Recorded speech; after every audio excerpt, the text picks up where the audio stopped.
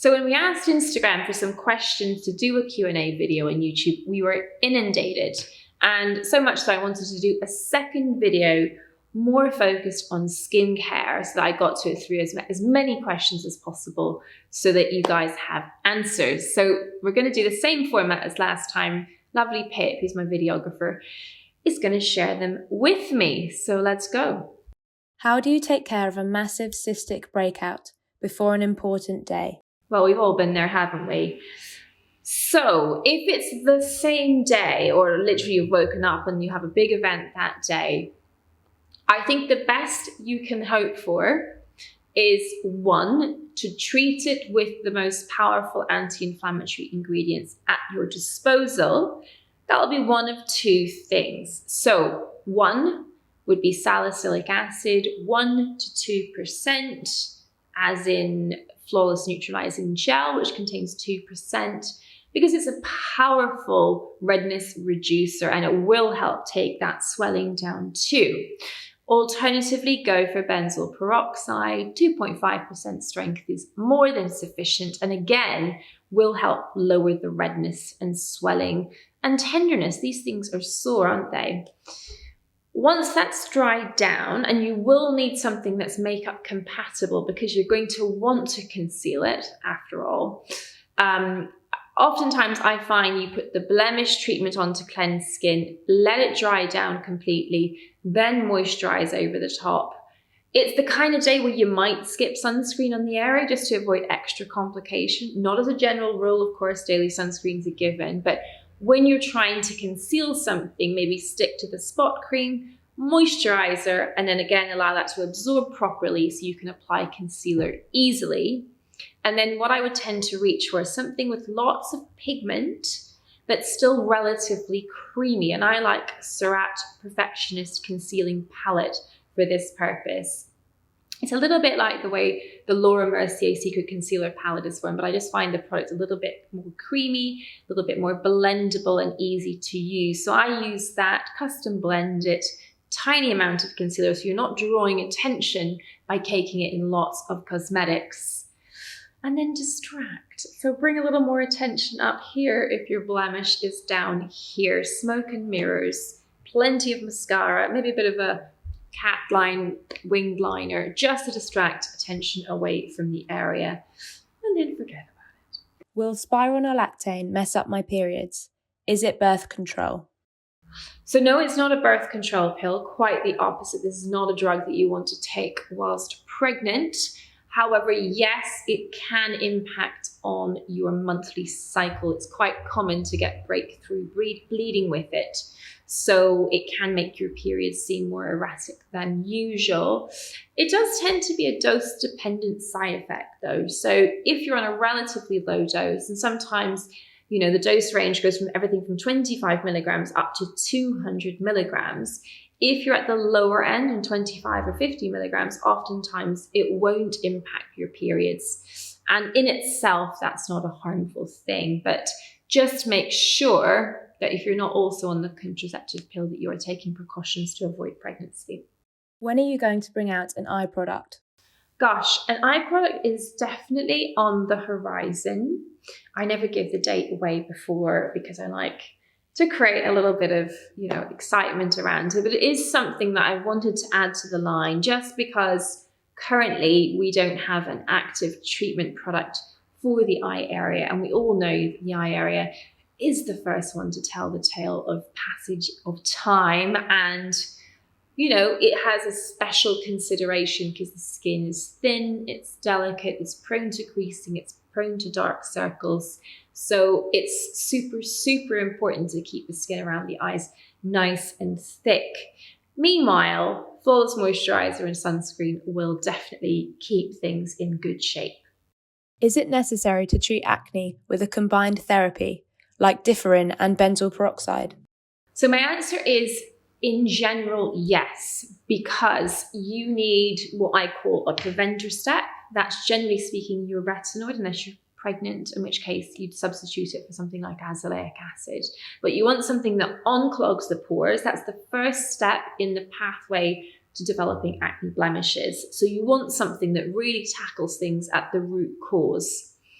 then despite usually all the best preventative work, there will still be some times when you get the occasional breakthrough blemish, or you're at the beginning of your breakout journey and you're tackling the blocked pores with the retinoid, preventing future breakouts, but you still have active breakouts in the here and now. Then you need an anti-inflammatory, so something like benzoyl peroxide or salicylic acid. So I think of those two components as being essential, even if you're someone who's recovered from, their acne altogether after a course of Roaccutane. I keep most of my patients on Roaccutane on a long-term retinoid, and I usually make sure that they have something that they could put on a blemish as and when it kind of broke through, just because life happens, and I think in general, stress comes from not being prepared. If you know you have something in the cupboard that can, suppress the blemish and stop it kind of getting roots and developing, then why wouldn't you keep it on hand?